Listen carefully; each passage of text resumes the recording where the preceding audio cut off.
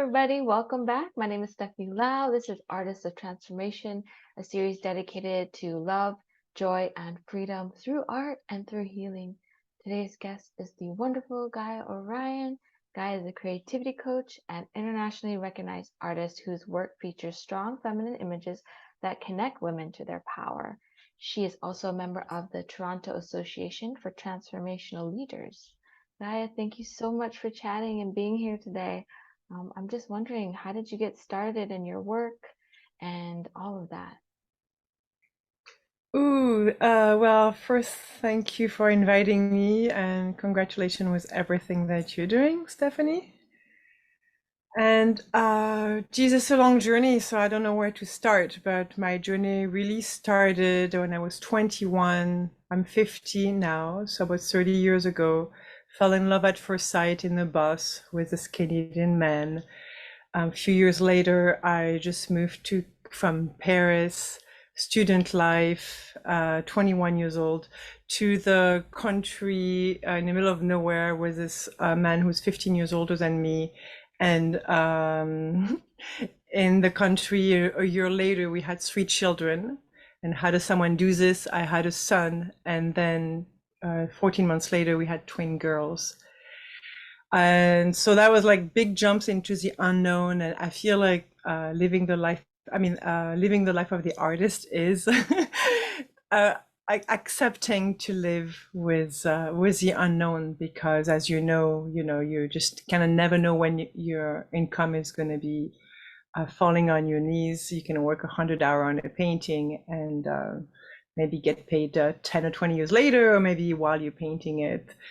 So just to finish the story, 3 months when the parental leave was over for my husband to go back to work, for me, it was like the second huge jump. He decided to quit his job. He really didn't like the job he had. We had no idea why we were doing that. We just listened to the voice inside that is like, this we know and it sucks. So we're just going to take the road like we have no idea what we're doing. Everybody thought we were crazy, including us. But that's allowed us like a really, really wonderful creative life. And that's, why 30 years later, I'm an artist full time. And I've done this for all those years. So that's how I got into it. And it's more than doing the art. This about really the art is just kind of the expression of my life, and my whole life revolve around how to live healthy um, and a life where you feel alive and you have gratitude, and you surround yourself with people who you love and you proud to work with. And really every day I wake up, I live in this really beautiful place in the forest by a river, and I make a living from my art. I mean, what else could you ask for? So that's my life. It's been a life of transformation, to the theme of your summit, Stephanie, because I think once you decide to make a living from your art, there are so many things that you have to learn, because everything is like the art is so part of yourself. So giving that to the world, first of all, kind of creating the ground, like the life of integrity and the peace and the joy and everything that I'm trying to embed in my painting. I don't try to embed them. I try to embed them in my life, and then they show up in my paintings. And then if you next step is, if you want to make a living from your art, then you have to learn all those skills, which are really skills of personal development. So you're confronted to, your fear of showing up, your fear of being exposed, when you do an exhibition, when you have to speak about your art, your fear and your insecurities and weird blockages around receiving money, and so many things. So everything that I was confronted with became an opportunity for me to grow as a person and become more confident, and also like understanding myself, because the art just emerges, but really it's a mirror of like what's inside, right? And so it's like a conversation between my art, and like the art feel like it's ahead of me. So it's kind of like, when you see, like, I put behind me this painting, she's called She Flourishes. She's this woman who has root grounded, and she just kind of explode with all the talent and the gift and the passion for life. And she's open-hearted, and she's vulnerable, and at the same time like strong and rooted and proud, and just like open and beautiful. And this painting, just this painting, I could talk about this painting forever, how much she taught me, to see her and then to realize, oh my gosh, like that's what she's telling me to do. I can do it. It took me years to just really like integrate her into my being.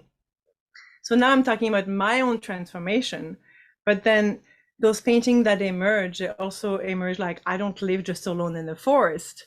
I live in a context of culture and society and a certain period of time with its own specific challenges, that also like there was a collective transformation. So those paintings are, I realized, once you decide, okay, I'm going out of my own studio and I'm going to show my art, then you realize, oh my God, the images are just not for me. They're for the world, because I see their impact on people. And then I learned about like how, like what's my place, what's the place of my images, my voice, my story in the world of today. And all of that is just like a beautiful journey. Wow. Oh man, it's so inspiring to just see and witness that unfolding where you created this piece and it's almost like it gave you life of its own. And where do you think that inspiration comes from? Is it from like some part of your heart, or is it like, do you think it's from maybe the universe or something like that? That's a very big existential question you just asked. Where does it come from? Where do we come from? Where does the intelligence of the universe come from? How does a little seed, can grow into this tree and give fruit and food for years and years and years, like the abundance of Mother Nature, and then the intelligence, of how it all works together and the harmony that is embedded in everything in this universe. Like if you're interested in mathematics and physics and sacred geometry, you're just floored by the magic that is all around. So I think that's where it comes from. That's all I can answer. I don't have a better answer, but I think that's a pretty good one, actually. Mm. So it's like something from the different, yeah, like the sacred geometry and the different healing and the arts, and that's where you get your inspiration from. I think okay, so to be a little bit less uh, philosophical, um, I live in nature, and I grew up my first 7 years of my life in Africa, bare feet, all the pictures of me when I'm little from 0 to 7. I'm just like naked on the beach, playing with sticks and sand and rocks. And now, when I lived in Paris, I never imagined 1 second I'd be interested in living in the country. And then just like my life took me, to the wilderness of Canada. And I love nature. I'm surrounded by nature, and nature is like my biggest source of inspiration. Then my whole life is my source of inspiration. You get ideas from when you meet people, you hear stories or you see things. It's like my life experience, right? Wow, that's so beautiful. It's you have a very rich life where you kind of integrate it all. And I'm wondering, when you were a mom and you were going through those experiences, I'm guessing maybe it was a lot of things. How did you prioritize your self-care or even just your creative practice when you have all these other priorities going on? So, um, I've seen so many people, and I've seen myself at times, where, if you start to think that the work you're doing or whatever you're giving to the world is more important than your self-care or your kids, your family, then I think you're on very unstable ground, and it's dangerous for yourself, and it's not fair for others, because suddenly you break the. I mean, I think I have, for me, like I have a huge commitment to integrity with everything that I do. So the most important, is how I wake up and how I lead my day. And I'm not saying like every day is butterflies and flowers and, peace on the meditation cushion and for walks in the forest and play in the studio. Like life is not like that. So let's be realistic. Life has its own challenges because of our own upbringing and trauma and things that come up from inside. Life is challenging when you have children, because that's almost like their job to challenge you every time that they can. Life is challenging because there's a situation in life that are difficult and triggering and all of that. But then, like we live in the world right now, we're so fortunate where we have access to all the practices of the world. So depending on who you are and your proclivities and attractions, you can bring on all those different modalities to help you live a better, balanced, peaceful life. And it's a journey, it's not like, yeah, I got it. Yeah. It just you get better at it. And it does get better. Really, it really does get better. Did I Mm. answer your question?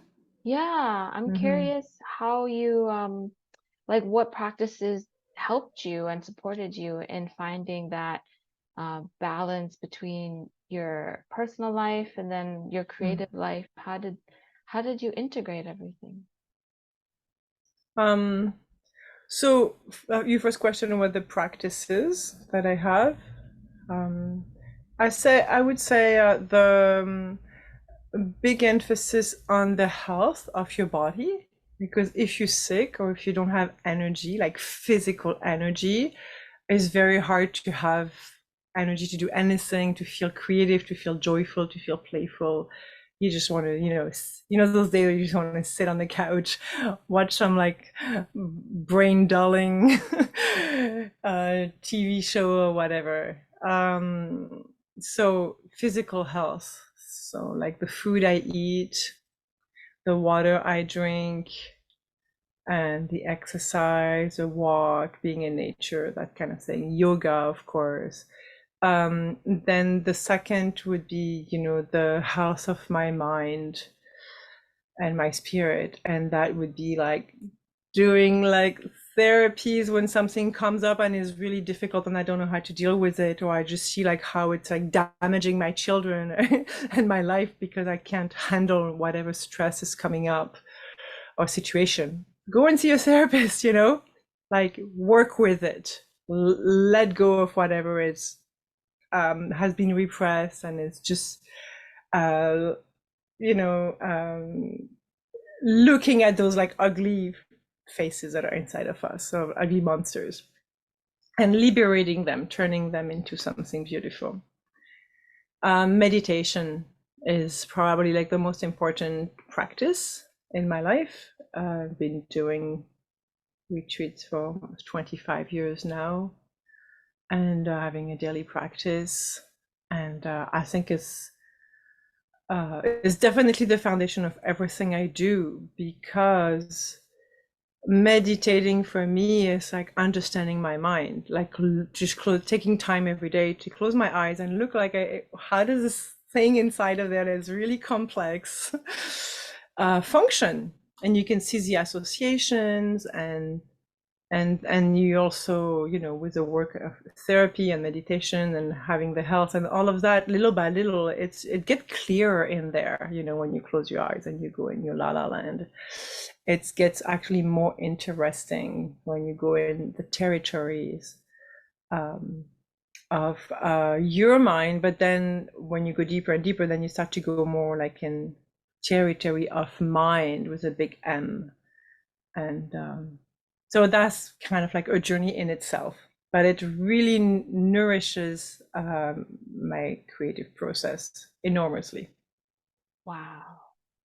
Wow, that's so deep because it's like you do take care of yourself and it's not just like one thing. You have so many great practices. And I'm wondering, um, does your art also kind of contribute to your health? Is it like when you're creating, do you feel a sense of like relief of like your thoughts of the things that bother you? Does it like how does that work when you're creating? I don't feel like I'm the kind of artist who uses art to kind of like help me process stuff, like art therapy. Like I've used it for therapy. I've done a few things in my life who are like clearly processed stuff, but it just stays in folders or sketches. I wouldn't not show Mm, that. It's not like the core of what I do. It's very minimal. Like seriously, it's not even like 0.1% of what I sketch and draw and paint. Um, so uh, in a way, I think like because I think when you do this kind of art, it's really like personal about like your trauma, your story, and you're just like expelling it, um, like to clear and help. So that's a process. It's art therapy, and I don't do therapy. I mean I do therapy for me, but like my art is not. It's therapeutic, but it's not therapy. Same when I lead workshops. It's a question that haunted me for years because I could see like huge releases during the workshop that I lead. And I was like, oh man, like what I'm doing is art therapy. And I don't even have a degree. And I was kind of feeling like, oh my gosh, like where's the line? Like someone is just suddenly have like the fire of her house where her parents got killed when she was 5 years old that come up. And I'm just doing this little like kind of like simple little exercise with pencil crayon on the paper. And it's like, whoa. So because I've worked at a lot of my stuff, I'm completely able to, to welcome and accompany and hold the space and embrace a person when that comes up. But now I found like my posture, which is wonderful that it came up. But now go and see a therapist. Like I'm not going to be doing the therapy because if I start to go in that territory, then it's like it's a whole other job, and I wasn't really ready to go into that. So that's for the therapy thing. And then I find like my art, like some of the artists, and I can kind of sense the difference. I think I feel like my art speaks more about universal theme, um, and don't talk so much about the personal. Of course, the universal is you're going to have the individual in it because individual and collective are completely, they're like the same coin, two faces. But it's not like from the depths of the subconscious. I find like it's a little bit which space would be some people would call it spiritual and sacred art. I'm not a big fan of those terms, but I think it's in a completely different domain than therapy art. Does that make sense? yes, it absolutely makes sense. And I Mm-hmm. think you mentioned you like to refer to your art as more transformation art. Is that Mm. correct? And is it just because, like, for instance, when I look at your art, it does feel like something is transforming, like it feels so expansive and open and Mm. joyful and hopeful. And I'm wondering, Mm. do you feel those transformations when you witness your own work, or Mm. other people feel that? Yes. When I witness my own work, um, definitely. And like I was telling you a little bit earlier, I find like my art is my teacher. It's like my spiritual teacher, actually. It's like my guru. It's it has more wisdom that I could even, fathom having. But that's because I feel like it comes from this like, intelligence of the universe. So something that is like, it doesn't even belong to me or belong to anyone. It's just part of like the like we all have access to that, you know? So I think I create the life that helps me connect to that with a big THAT. So um, then those images come and they like, for example, I'll tell you the story about the flourishing woman behind me. I painted it for a solo show in Paris 5 years ago now. And the show was kind of like in the middle of the Me Too movement. So yeah, I had a big emphasis on women's empowerment and all of that, all the images that I brought. And for me, that show, it wasn't my first solo show in Paris, but for some reason, it was a big deal. There was like media, there was journalists that came. There's like a lot of exposure. A lot of people came to the show opening.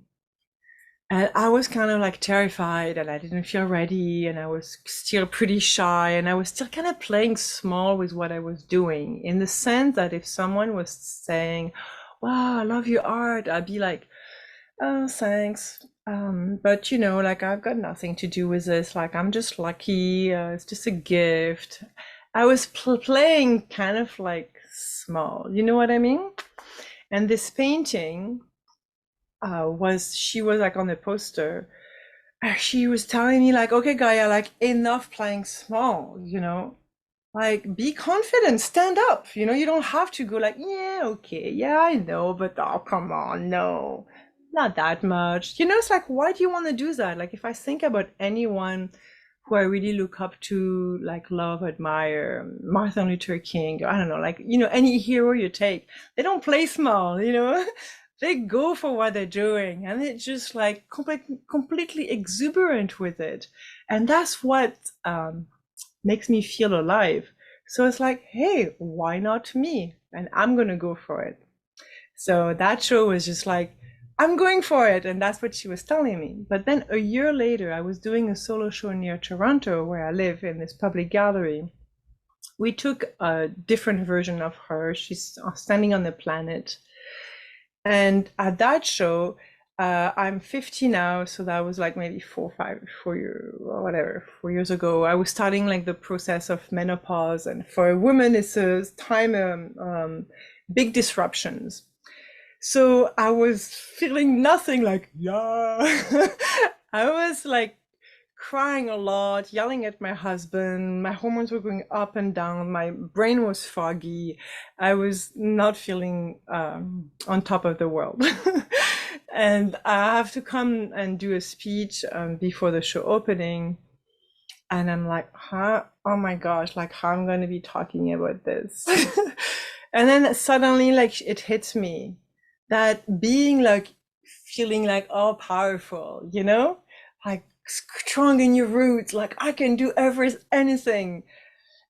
She's also like arms wide open, heart wide open, completely exposed. She's actually like almost like naked. She's just a trunk. She has her hair flowing down. And I realized, okay, like, how I'm feeling right now, really like sensitive, really open, really vulnerable. Like this is also what she's teaching me to be. So it's like there is no armor to that strength. It's really something that is just uh, just being yourself and being authentic with whatever is there and being beautiful regardless of how you're feeling. Because the point, I think, in life is not, we have this idea, we want to get to that state where we'll be happy and feel great and have everything in place in our life. And I don't think it's about that. I think it's about how you accept how you are, no matter how you're feeling or what's happening. Because life, in many ways, sucks. There's a lot of shit that is going to come your way. That's like a sure, no one is spared. It's inevitable. That's going to be really hard day, really hard months, sometimes really hard years.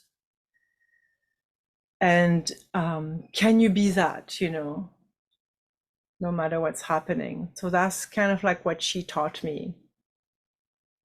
As an example, and I have so many other images that have so many stories like that. Oh, that's so incredible. It almost sounds like once you are accepting of what you're feeling and going through, that's the way in which you can actually free yourself from those limiting thoughts and beliefs. Is that what I'm hearing? Yeah, but it's like easily said. And then how do you do it, right? That's just like a life journey. It's like micro moments where you realize and you let go, like when I did that morning for that show opening. And then you mess up again, and then you realize again, and then it becomes a little bit easier. You get less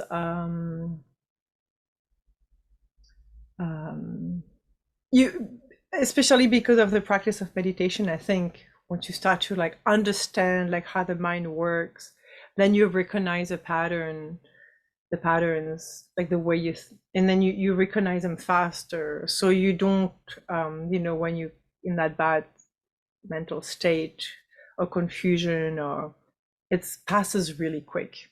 You're angry, it passes really quick. So you have like those moments where life is horrible, but it's just like it doesn't you don't hold on to it so tightly.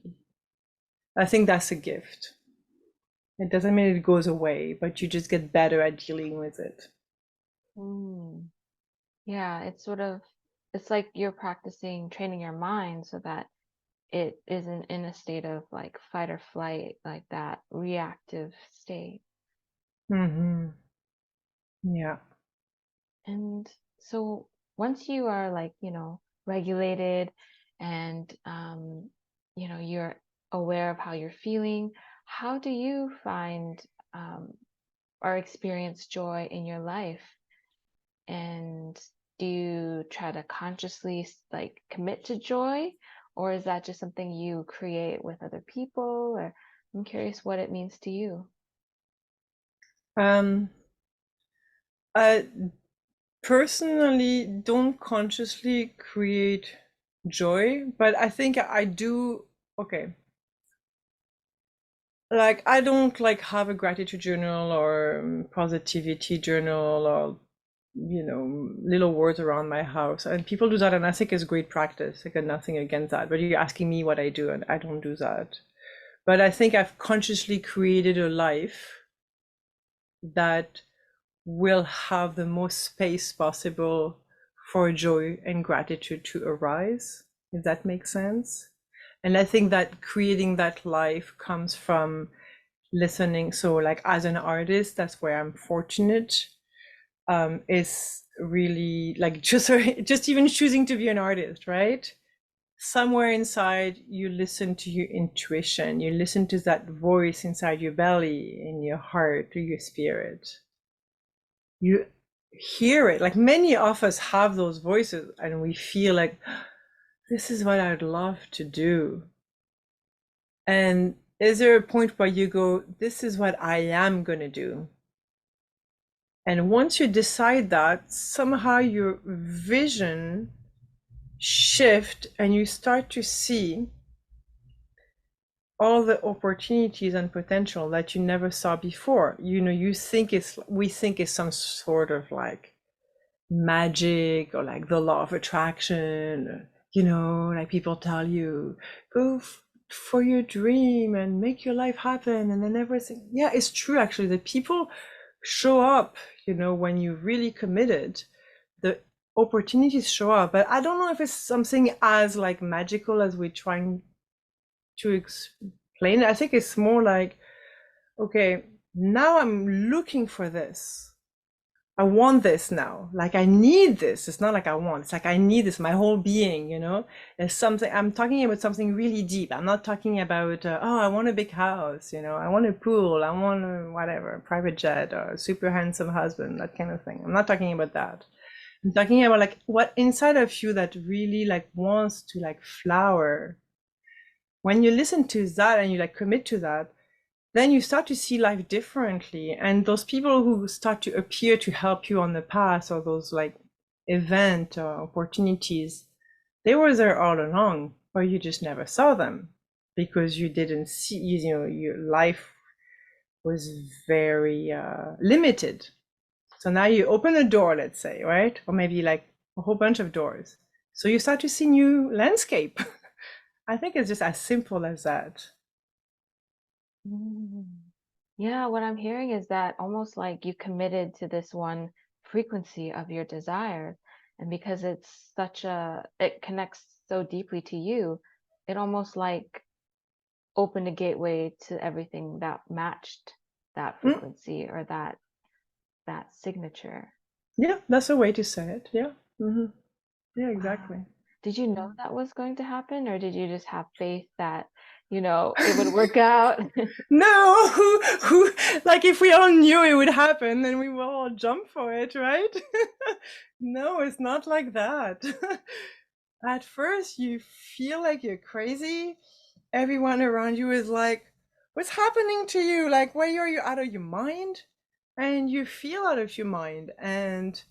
But then you start to meet people who've done the same, and you share stories, and then you feel encouraged, and you support each other, and then you know, then like if you become an artist and you meet more artists, and you meet artists who are making a living, so now you start to see, you know, oh, that's actually possible. Oh, I could do that. I didn't think about that. And then, you know, and it grows from that. No, of course, nothing comes with like the perfect instruction book. It's that's why it's an adventure. That's why they call it like the hero's journey, because it is heroic. Mm. And the heroine's journey. Yes. Yeah. Thanks for saying that. Yeah. Wow. Your story is so inspiring, and I can't wait to see what other treasures unfold for you. And yeah, thank you so much, Gaia, for just sharing so much of yourself and your journey and for the beautiful works that you're creating. It's absolutely incredible and very inspiring. So I hope more people can discover you and just experience what you have to offer. Where can people find you online? Well, my name is Gaia Orion, and that's my website. So GaiaOrion.com. Thank you so much. I really appreciate you and honor you for all the beautiful things you create and all that you are. So thank you again for being here. Thank you for inviting me, and yeah, thanks. You know, you're doing it. You're obviously doing it. So congratulations for being on your adventure and your journey, and I look forward to see it flower also. Thanks, Stephanie. Thank you, Gaia.